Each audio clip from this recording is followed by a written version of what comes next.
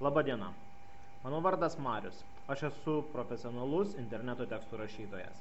Šiandien norėčiau Jums papasakoti keletą savo įžvalgų, kaip Lietuvos verslininkai turėtų dirbti su savo interneto svetainių tekstais, o rašytojai turėtų tuos tekstus rašyti.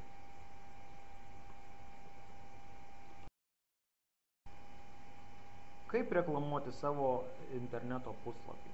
Yra ne vienas būdas ir ne viena galimybė tai padaryti.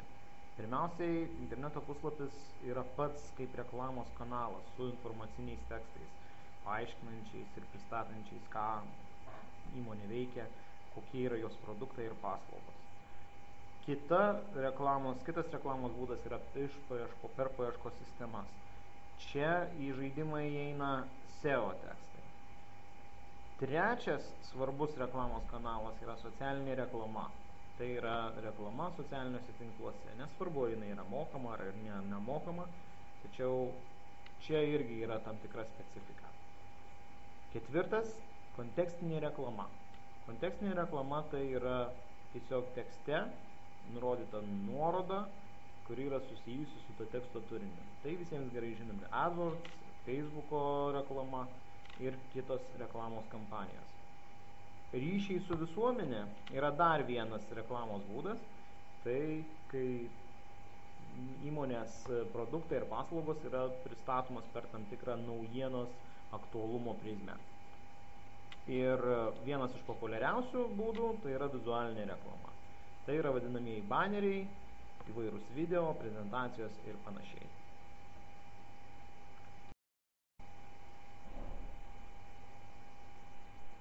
Interneto reklamoje yra naudojamos kelios tekstų rūšys. Viena populiariausių ir pagrindinių tai yra informaciniai tekstai. Tai yra tekstas, kuris pateikia informaciją apie produktą, paslaugą, susako pagrindinės jos funkcijas, savybės ir panašiai. Kita rūšis yra reklaminiai tekstai. Tai yra specifinis tekstas, kuris paima produkto ir paslaugos aprašymą ir padaro jos daug emociškesnį. Tiesiog giria.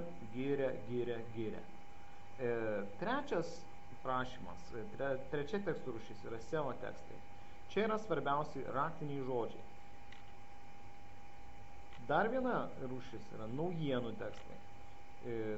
Čia produktai ir paslaugos pristatomas kaip naujiena. Prasme, kažkas įvyko, kažkas atsitiko, štai pristatytas naujas produktas, nauja paslauga. Ir dar viena tekstų rūšis yra tiesioginių pardavimų tekstai. Tai yra tekstas, kurios tikslas yra parduoti. Tai yra priversti žmogų paspausti užsisakyti mygtuką arba į krepšelį mygtuką arba bent jau susisiekti su atsakingu asmeniu. Norėčiau pateikti keletą įdomių patarimų tiek rašytojams, tiek verslininkams, kurie užsisakinėja įvairius tekstus, kur naudojami interneto puslapiuose. Šitie patarimai yra paimti iš tarptautinės praktikos ir savo asmeninės patirties. Vienas iš svarbiausių patarimų yra tai, kad kalbėti reikėtų žmogui ir spręsti jo problemas, o ne vien tik tai girtis ir spręsti savo problemas. Taigi vienas iš svarbiausių patarimų yra minėti daugiau jūs negu mes. Tai reiškia, mes jums padarysime, jums padėsime sutvarkyti kažkokius tai gyvenimiškus dalykus, jums išspręsime jūsų problemas, o ne kokie mes gražūs, kokie mes laimingi, mes puikūs, mūsų paslaugos geriausios ir mes vieninteliai ir nepakartojami. Kitas svarbus patarimas yra emocinis teksto tipas. Reikėtų tekste sukelti daugiau emocijos, nes emocija pati skatina pirkti. Noriu yra svarbiau negu reikia. Reikia žmogui skaityčiam tekstą sukelti tokią emociją, kad jisai užsinorėtų tos paslaugos, užsinorėtų to produkto, nes ir nusipirktų tol, kol smegenys nepradėjo galvoti, kad ar iš tikrųjų man to reikia. Dar vienas patarimas yra labai atkreipti dėmesį reikėtų į antraštės. Kiekvienas tekstas turi savo antraštę, tą antraštę gali turėti ir paskui eina jau pats visas tekstas ir pats dėstymas. antraštė yra 80 procentų pardavimų sėkmės. Jeigu jinai užkabins, jeigu jinai bus įdomi, patrauks dėmesį, jinai praktiškai gali parduoti. Kitas momentas yra reikalingas tam tikras unikalus pasiūlymas. Tai angliškai vadinamas unique selling proposition. Tai reiškia, kad prie esamos paslaugos ar produkto yra pridedamas kažkoks tai unikalus priedas, ko kiti neturi. Sakykime, prie nešiojimo kompiuterio yra pridedama nemokama pelė.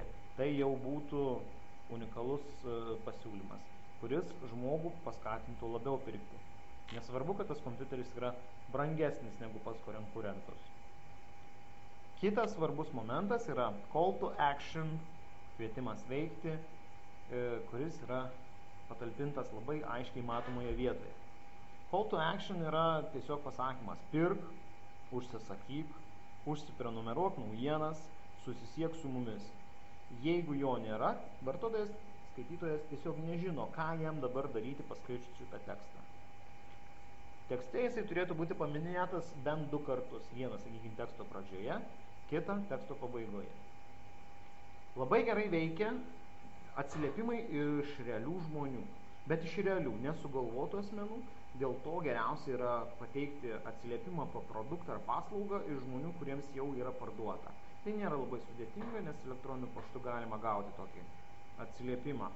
Tik tais reikėtų vengti sugalvotų ir išgalvotų žmonių ir atsiliepimų, nes žmogus iš karto supras, kad tai netikra ir dėl to nepasitikėjimas jumis ir jūsų preke. Kitas momentas yra teksto iliustracijos ir formatavimas. Tekstas turi būti tvarkingai, gražiai suformatuotas, aiškiai išskirta pagrindinės mintys, pagrindinės tezės. Ne taip, kad ištisai didelis tekstas vientisu šriftu, jis tiesiog yra neįdomus, nuobodus skaityti. Štai pagrindiniai patarimai rašantiems ir užsakantiems interneto tekstus, būtent kurie yra skirti pardavimams. Keletas svarbių patarimų verslininkams, kaip dirbti su tekstais ir į ką atkreipti dėmesį. Žinokite, kad tekstų rašymas yra tikrai sunkus darbas ir ne visi žmonės gali to padaryti. Reiškia, ne visada galima numesti šitą darbą savo kolegai, darbuotojui. Tiesiog reikia tam tikrų profesionalų, kurie galėtų jums padėti. Būtent parengti kokybiškus ir patrauklius tekstus. Tam yra tekstų rašytojai, kuriuos galite susirasti, nusamdyti ir kartu padaryti nepriekaištingą tekstą, kuris tenkins jūs artimiausius metus ar 2. Jeigu tekstas nepakankamai gauna dėmesio ir jis yra parašytas atmestinai, tai gali būti ne tik gera reklama, tai gali būti antireklama. Nes prastas tekstas jisai nesugebės parduoti, jisai priešingai tiesiog pasakys skaitytojui, kad jūs nesugebate nusamdyti gero rašytojo, nesugebate pasiruošti gero reklaminio teksto, tai pakenkti gali jūsų pačių reputacijai.